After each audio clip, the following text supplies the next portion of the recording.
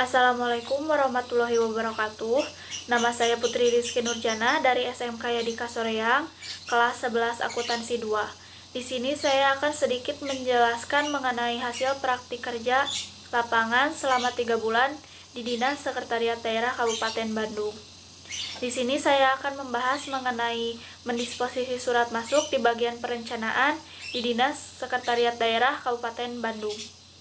Nah, praktek kerja lapangan atau PKL merupakan salah satu penyelenggaraan pendidikan profesional yang memadukan antara dua program, pendidikan di sekolah dan pendidikan di dunia industri kerja.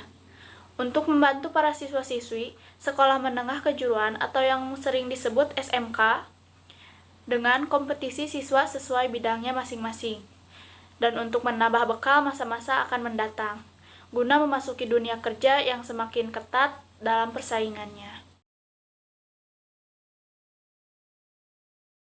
Nah, di sini saya akan membahas sedikit mengenai latar belakang industri, yaitu Sekretariat Daerah. Sekretariat Daerah adalah salah satu dinas di pemerintahan Kabupaten Bandung, yang termasuk ke dalam unsur staf pemerintahan Kabupaten Bandung, yang berkedudukan berada di bawah dan bertanggung jawab kepada Bupati. Sekretariat Daerah dipimpin oleh seorang sekretaris, yaitu Bapak Drs Haji Tedi Kusdiana MSI. Sekretariat Daerah didirikan pada tanggal 20 April 1641 Masehi dan bertempatan di Komplek Pemda Jalan Raya Soreang, nomor 17, Kecamatan Soreang, Bandung, Jawa Barat, 40922. Ada pula sarana dan fasilitas industri. Peralatan, yaitu meja, kursi, laci, lemari, rak, telepon kantor, mesin fotokopi, mesin printer, komputer, laptop, alat penghancur kertas, mesin tik, mesin scan, meja rapat, dan kursi tamu. Perlengkapan kantor yaitu alat tulis kantor, map, pembolong kertas, hektar, klip kertas, kertas HPS, tinta printer.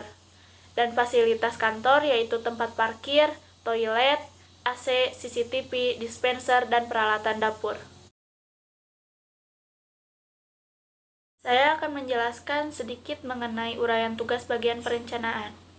Memimpin sebagian perencanaan dalam pelaksanaan penyusunan program kerja tahunan, jangka menengah dan jangka panjang, penelitian, pengkajian, pengembangan data, informasi, pemantauan, evaluasi, dan pelaporan kegiatan pelaksanaan administrasi kependudukan, dan pencatatan sipil sesuai dengan peraturan undang-undang untuk mendukung kelancaran tugas pokok Sekretariat Daerah. Rincian tugasnya yaitu 1. Membuat rencana kerja berdasarkan peraturan yang berlaku untuk pedoman pelaksanaan tugasnya. 2. Membagi tugas kepada bawahan sesuai bidang masing-masing agar memahami tugasnya. 3. Memberi petunjuk kepada bawahan berdasarkan pembagian tugas agar memahami tugasnya. 4. Memotivasi bawahan dan memberikan perhatian dan penghargaan untuk meningkatkan produktivitas kerja dan pengembangan karir. 5. Mengkoordinir pelaksanaan dan mengendalikan teknis penyusunan program kerja tahunan, jangka menengah dan jangka panjang, sesuai dengan peraturan Renja, Renstra, dan RJM. Serta mengkoordinir pelaksanaan dan pengendalian teknis penyusunan rencana anggaran yang bersumber dari APBK, APBA, dan APBN, sesuai dengan peraturan perundang-undangan agar APBK, APBA, dan APBN tersusun. Wewenangnya yaitu 1. Memberikan pengarahan dan petunjuk kepada bawahan. 2. Membina menilai kinerja bawahan. 3. Melakukan koordinasi terkait dengan instansi yang terkait. 4. Menjaga dan memelihara dokumen kedinasan, serta memberikan saran kepada atasan.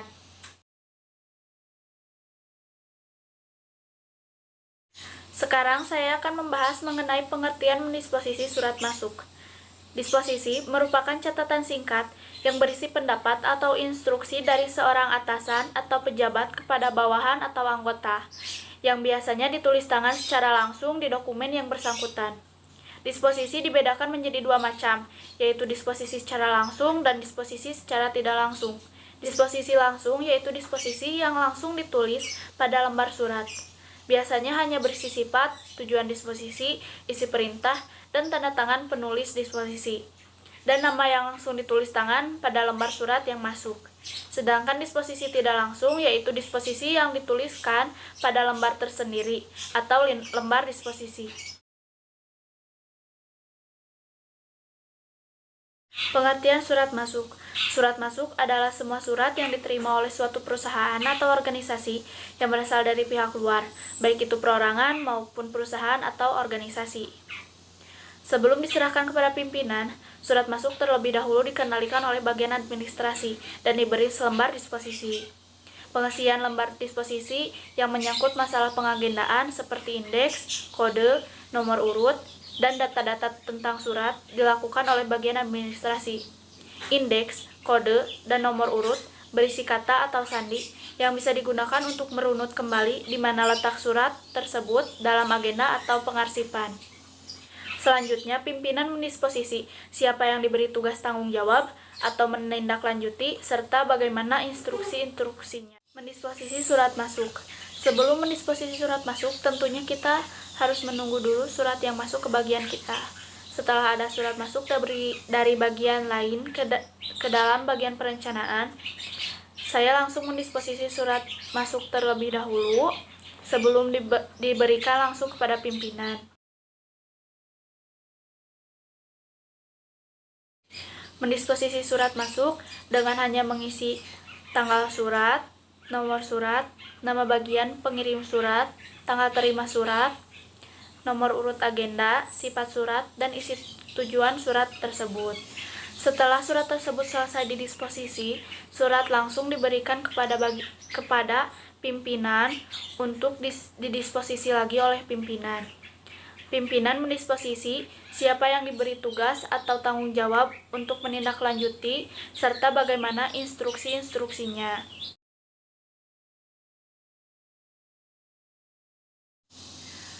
Setelah pimpinan selesai mendisposisi surat tersebut, saya langsung menyalin isi surat tersebut ke dalam buku agenda. Agar jika suatu saat surat tersebut dibutuhkan kembali, kita hanya perlu melihat nomor urut surat tersebut dalam buku agenda. Setelah saya selesai menyalin isi surat tersebut ke dalam buku agenda, lalu surat tersebut saya berikan kepada bagian yang dituju oleh pimpinan agar bagian tersebut langsung menindaklanjuti surat tersebut. Ada pula standar operasional prosedur SOP. Industri 1. Menerima surat edaran penyusunan laporan keuangan dari RKPD yang telah didisposisi oleh Setda. 2. Memerintah Kasubag Keuangan untuk menindaklanjuti arahan-arahan asisten administrasi. 3. Memerintah bendahara pengeluaran untuk merekapitulasi bahan-bahan penyusutan keuangan. 4. Menganalisis dan menyusun rancangan laporan keuangan. 5. Melakukan rekonsiliasi keuangan dengan bidang akhlak BKAD. 6. Menyempurnakan rancangan laporan keuangan berdasarkan hasil rekonsiliasi. 7. Memarap rancangan laporan keuangan. 8. Menandatangani laporan keuangan final. Dan 9. Menyampaikan ke PPKD dan mengarsipkannya. Peralatan kerja yang sering saya gunakan yaitu komputer, laptop, mesin fotokopi, mesin printer, alat tulis kantor, mesin pengacur kertas, kertas disposisi, bindex, penjepit kertas, meja, dan kursi. Ada pula kendala saat saya melaksanakan praktik kerja lapangan atau PKL di industri, yaitu sulit beradaptasi dengan lingkungan Setda, agak sulit memahami pekerjaan yang ditentukan di Setda, melakukan kesalahan pada saat diberikan tugas atau pekerjaan, sering diberikan tugas yang tidak berkaitan dengan jurusan, dan kurang menguasai atau memahami peralatan yang ada di kantor. Adapun pemecahan masalahnya, yaitu saya berusaha menyesuaikan diri dengan lingkungan industri dan bersosialisasi, bertanya jika kurang paham dalam mengerjakan tugas atau pekerjaan yang diberikan, meminta maaf jika saya mengerjakan tugasnya salah dan mengerjakan kembali dengan benar dan teliti, mengerjakan tugas dengan senang hati jika masih bisa dikerjakan, mengetahui secara cara kerja, dan kebiasaan karyawan dalam bekerja.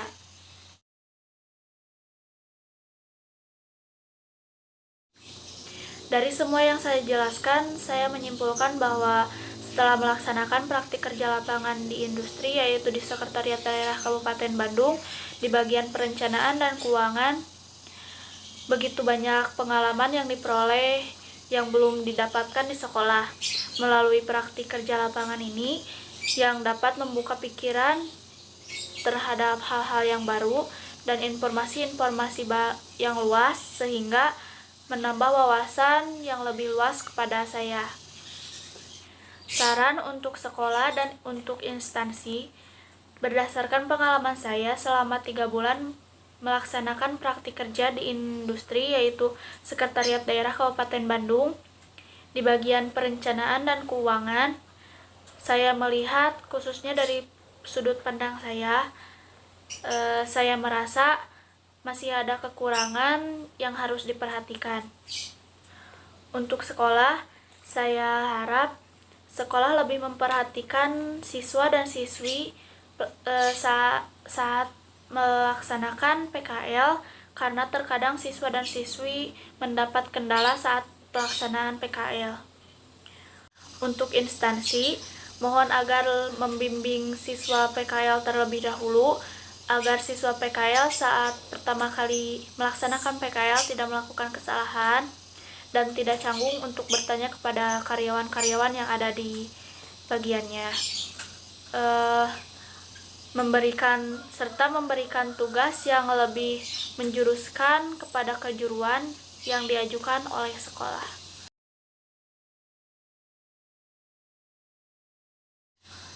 Lampiran kegiatan hasil prakerin.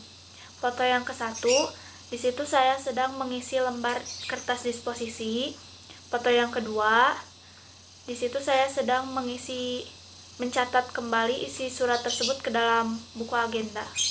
Cukup sekian penjelasan dari saya. Mohon maaf apabila ada kesalahan kata. Wabillahi taufiq wal hidayah. Wassalamualaikum warahmatullahi wabarakatuh.